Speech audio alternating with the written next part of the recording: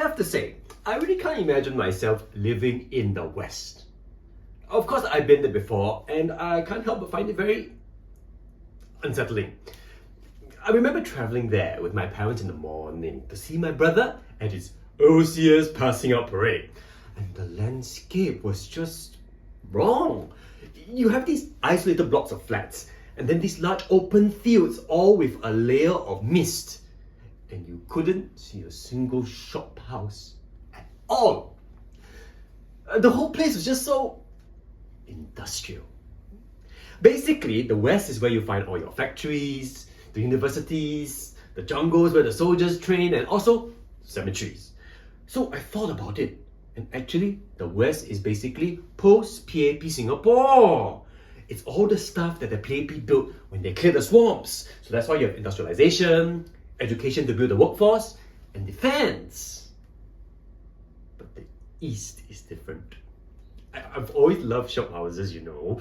I just think that architecture is so sensitive to the environment we live in. So you see, they have these long windows for ventilation, and also this wonderful British invention, which is the 5-foot way. And I think it was either Raffles or Crawford who made sure that in front of each shop you have at least 5 feet of space.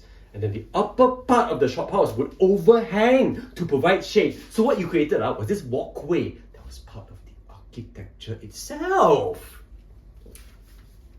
Of course, when the PAP came to power, the response to climate was to put aircon everywhere.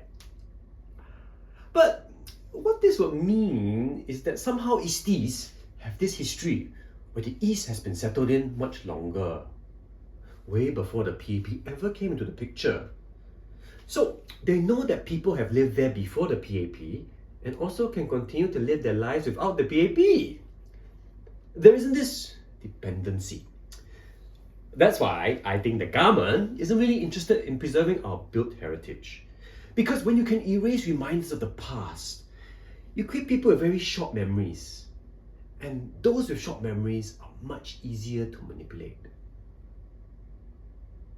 Hey, that's just my theory. If you're gonna put this in, the Westies in the audience are gonna get worked up. They're probably gonna say they have Holland V or something, right? Yeah, no offense, but that's the only thing, right? I'm proud to be an Eastie.